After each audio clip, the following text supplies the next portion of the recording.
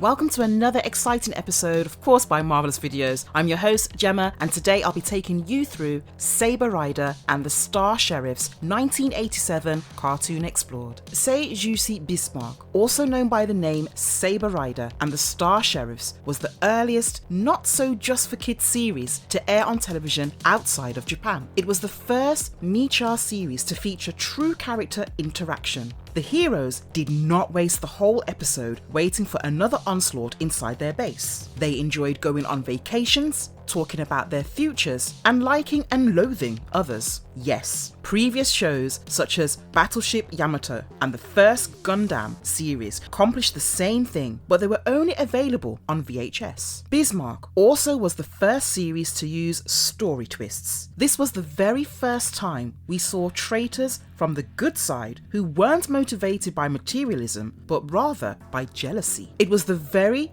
first time we saw the protagonists lose due to their internal politics. The mood altered dramatically in the later part of the show, resulting in the first significant scenario change we'd ever seen. And it's much more fantastic because of it. Bismarck's strong points are common in today's Mecha and action series, but that doesn't alter the fact that it was the very first on television to present those standard features and prepare us for what was to come in the series after it. Before we go into our explanation, we have a very small request. If you like our content, please support us by subscribing to our channel. This is a small click for you, but for us, it means a lot. Thank you. Let's begin.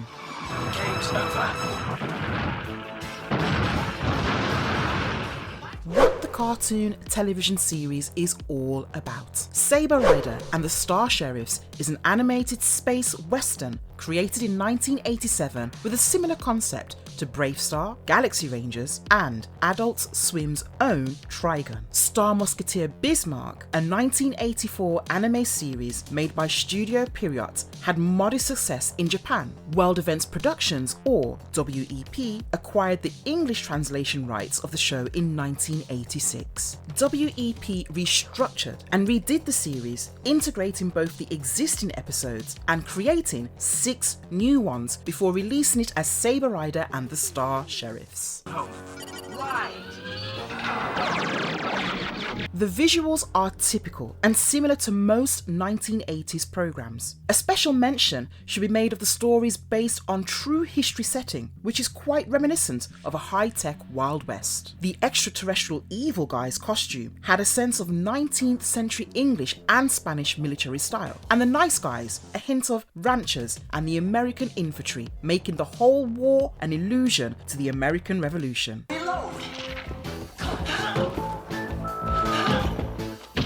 Until this series, all setups were either always Japan or some fictitious country. The song "Do You Feel the Thunder Inside" would become a popular ringtone on cell phones throughout the world. In the program, mankind has extended beyond Earth and inhabited planets throughout the cosmos, forming a new frontier of man. The Earth's Cavalry Command was established to guard these new inhabitants and uphold regulations and rules in the new frontier. Cavalry Command is essentially a military organization with an army and a fleet of ships to defend the new frontier. A force of elite operatives called Star Sheriffs worked as field agents with Cavalry Command, investigating crimes and schemes against the safety of the new frontier. The Star Sheriffs and the Cavalry Command's main adversary is a species of non-human aliens known as vapor beings, or the Outriders, that leaped into their realm to conquer it. They assault inhabitants, ruin communities, and abduct people in order to extract various metals and crystals from the land. Outriders are better than humans in battle prowess, boasting a legion of massive robots with incredible firepower, and against which Cavalry Command's space-going ships are no match. Cavalry Command creates a prototype spacecraft dubbed as the Ramrod Equalizer Unit, or simply Ramrod, which has the capacity to transform from a spaceship into a strong robot capable of fighting the Outriders on equal terms.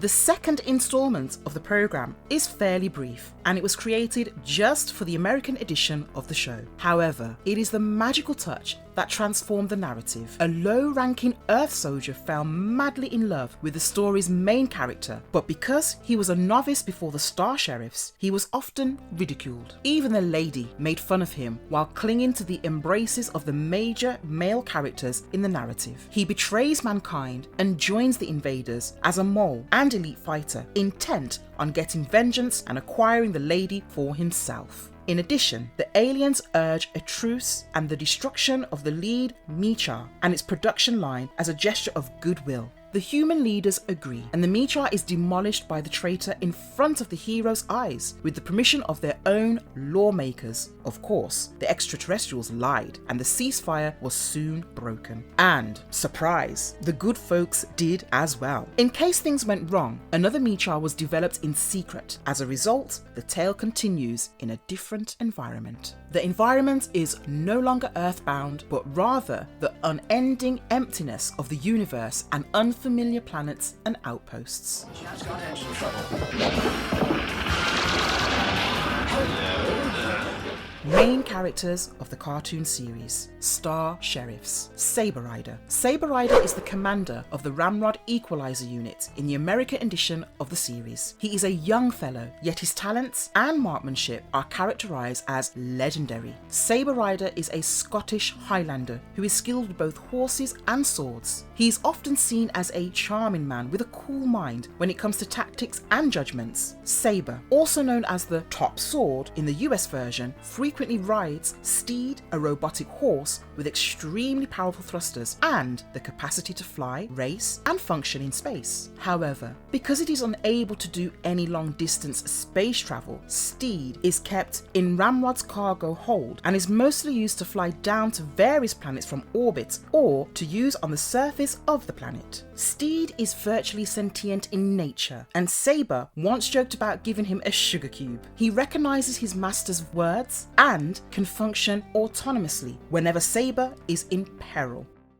Fireball. Fireball used to be a race car driver, and he was the youngest champion in the history of the competition. Fireball pilots the Ramrod unit and is in charge of the chest cannon and heavy weapons housed in Ramrod's chest section. He rides a race car known as the Red Fury Racer, or Turbo, which is loaded with an armory of weapons. He has a fast temper and once boasted about his immaculate memory. Throughout the story, he learns that his father was actually a fighter pilot who fought aside King Jarre, who was from the legendary kingdom of Jar, against the Outriders 15 years ago. Sacrificing everything, his father sent his spacecraft into Nemesis' command ship, stripping Nemesis of his form and sending them both to the Outrider dimension, where he remains missing to this day. In the original Sei Juushi Bismark, Fireball is known as Shinji Hikari, the crew's Japanese commander. The flag of Japan is emblazoned on his sleeve and helmet. Colt. Colt first appears in the show as a contract hunter on the search for Vanquo, who is an Outrider spy. He has near perfect accuracy with weaponry and is the gunner on Ramrod, handling the 6 iron as Fireball handles the chest cannons. His character is portrayed as a bit of a recluse, but also as an incredible flirt, making advances at practically every woman he encounters. Right after Colt went to join a touring rodeo, his parents were ambushed and likely slain by assaulting Outriders. This incident inspired him to turn into a bounty hunter. For personal travel and solitary combat, he relies on Bronco Buster, a white and blue one-man spaceship. In the Japanese edition, the character is known as Bill Wilcox and is from the US. Hence, a US flag appears as a patch on his outfit. April Eagle. April Eagle is Commander Eagle's daughter and the sole engineer who devised and oversaw Project Ramrod. General Whitehawk trained her at Cavalry Command. She was a pro tennis player before choosing to join the Star Sheriffs. April seemed to have an unrequited affection for Saber Rider in early segments of the series, which may indicate why in WEP created episodes, April gets a robotic horse dubbed Nova with Saber's Steed's skills. Throughout the show, April's 3 romantic involvements were Saber Rider, which was one-sided on her part, Jessie Blue, which was one-sided on his part, and Fireball, which was finally reciprocated and led to a happy relationship. The fact that the girl does not wind up with the main protagonist, Saber Rider, is an interesting oddity of the American edition of the program. Commander Eagle. Commander Eagle, April's father, is the chief of Cavalry Command, which oversees all of the warships and armies that guard the United Star Systems, including the Star Sheriff's Special Forces organization. Eagle takes his tasks seriously and yet has a kind heart and a compassionate disposition underneath. Commander Eagle adores his daughter and is a staunch supporter of Project Ramrod. The character's name in the Japanese edition is Charles Louvre. Outriders. Outriders are humanoids from another realm known as the Vapor Zone. They do not require oxygen, but they do require a lot of water. They've also acquired the capacity to pass themselves off as humans, to the point that even a medical checkup won't disclose their actual identity. Their personal lives, like their home dimension, are dreary, and they have depleted all of the resources of their homeworld, forcing them to relocate to a synthetic planet. Nemesis. Nemesis, a massive, darkly dressed and masked figure, is the wicked mastermind in command of the rogue Outriders. He built the Vapor Trail, which enables the Outriders to travel from their realm into the human dimension, and he is the genius behind their nefarious plots. Nemesis is revealed to be a cyborg in the series' final episodes, and his mind also functioned as a device named the Ninth Degree, which was a strong computer that is on the Outriders' synthetic homeworld. Saber Rider is reportedly the only one of the Star Sheriffs who has met Nemesis face to face. After Saber travelled inside the Vapor Zone in the aftermath of an Outrider ship travelling down the Vapor Trail in the segment named Stampede, the pair engage in a laser sword combat. When Saber Rider was about to win the combat, Nemesis rescued himself by draining the oxygen from inside the room where they were battling, as Outriders do not require oxygen, knocking Saber Rider out. Jessie Blue. Jessie Blue was a talented cadet at Cavalry Command till he fell in head over heels for April Eagle during one of his training exercises. He was a fairly unique looking figure with greenish blue hair and a sarcastic streak. When April turned down his overtures and accidentally humiliated him in front of other cadets, he went against all of the Star Sheriffs and developed a personal hatred towards Saber Rider, believing that it was April's love for Saber that caused her to reject his love. Gatler. Gatler, also known as Gatler the Rattler, wears a scary fanged space mask that, when removed, shows his true appearance as a glowering, sinister monster. Gatler, who is heavy-handed and has a stone heart, responds only to Nemesis. Vanquo. Vanquo is a spectral outrider with blank eyes paired with a long, pale face. He is a terrifying figure with a haunting chuckle. He is an extraordinary fast drawer while dressed in some kind of serape and hat. Vanquo eventually had an unusual ending for an outrider. He actually turned human. Saber Rider faced him in the Vapor Zone soon after Saber's combat with Nemesis in Stampede. Vanquo cut a pitiful figure, deserted by Nemesis and realizing he was defeated and was at Saber's mercy. Vanquo was reportedly last seen doing what he appeared to be dressed for, becoming a cowboy. Vanquo dies in the first episode of the Japanese version.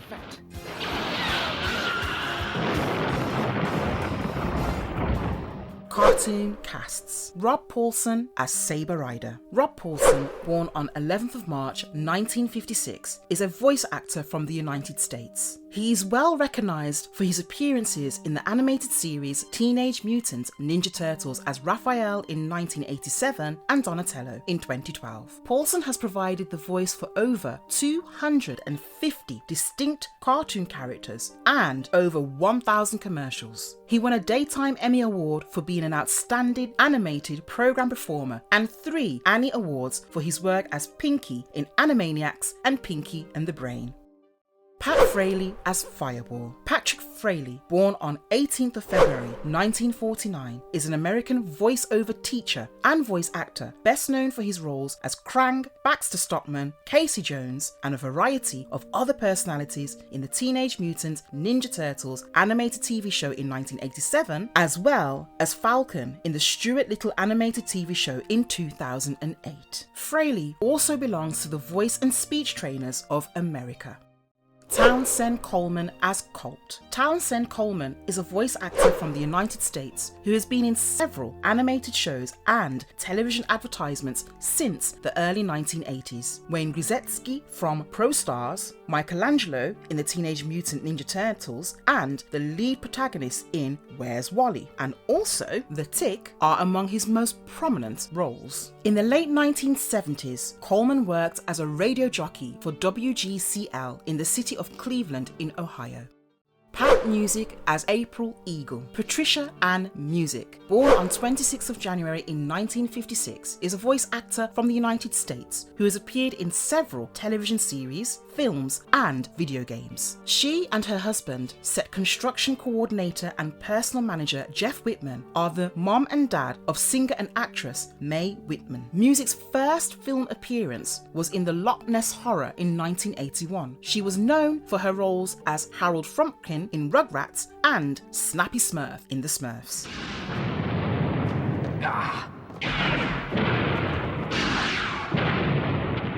Saber Rider and the Star Sheriffs. The first episode of the show starts with the narrator talking about a freedom fighting unit named Ramrod. He claims that it is a peacekeeping vehicle that is shaped like a cowboy. This was used to help protect the people of the new frontier and keep them safe from attacks of the wicked Outriders. The Outriders were evil and had crossed into their dimension and wreaked havoc for the people who lived there and used special battalions to move easily from their world to other worlds, and Ramrod was possibly the only way to stop them. But it is not Ramrod who defeats them. Instead, it is the leader of the Star Sheriffs, Saber Rider. After narrating this, the leader Saber Rod alerts the head of operations, Ramrod, a woman named April. April believes that the Outriders found out about Ramrod because of a spy named Vanquo, and she would have to go to another planet because of this. Saber Rider and April arrive on the planet together just in time for the planet's Grand Prix, where a young man named Fireball was leading the way in the race. He is suddenly almost attacked by an airborne vehicle, which causes him to lose his lead, but yet he manages to win. Hey Fireball, can I get your picture? He's giving away his wreath.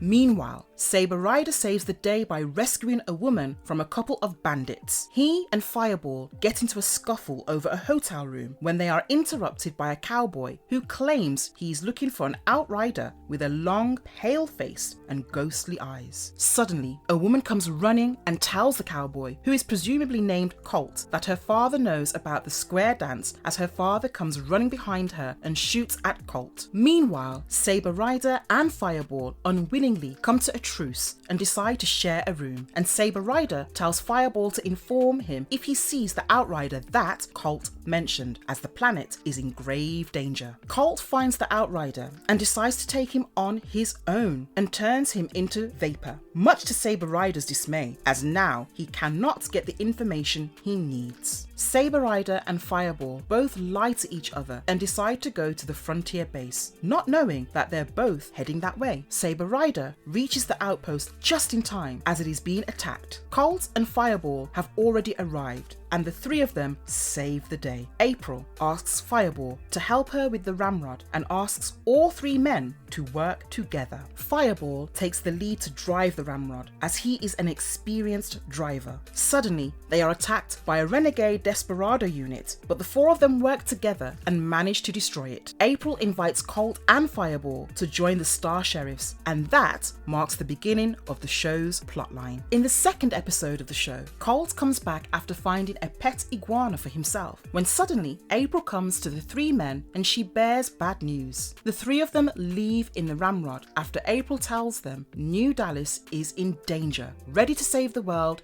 yet again. The group reaches New Dallas only to find out that they're too late. and the outpost is in ruins. Colt says that the Outriders know they're there when the team is suddenly attacked. All of them fight back, but they're greatly outnumbered. Even so, they bravely battle the army using their swords and teamwork.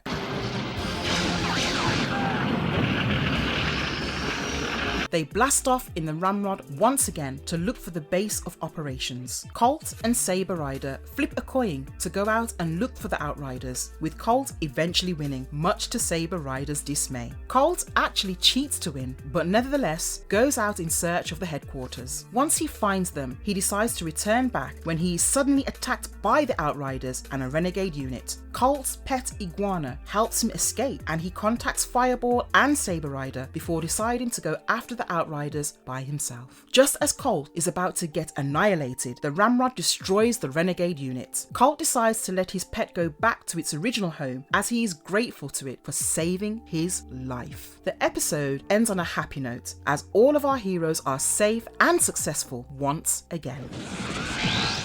Go on, amigos!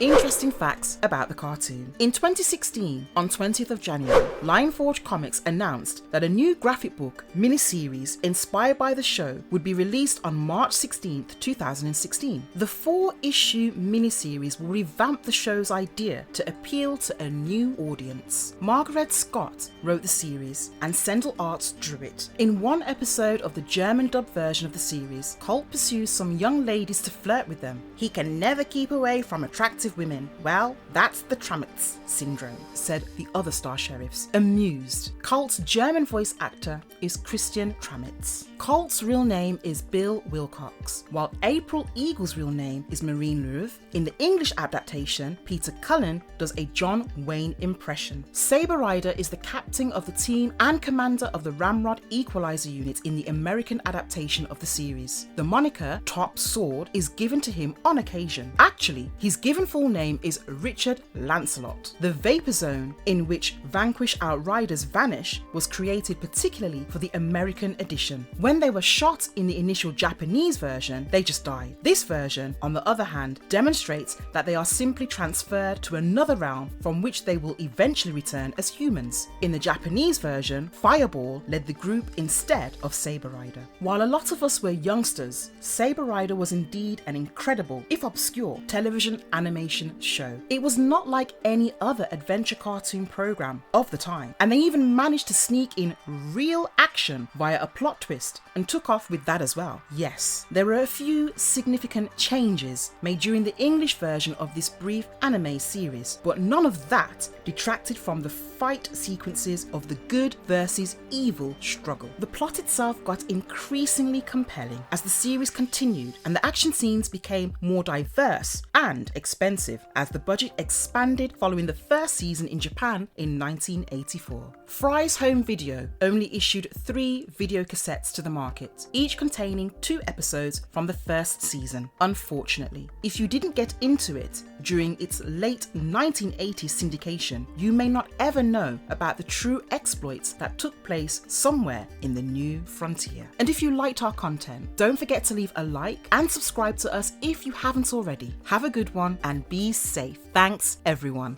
Right.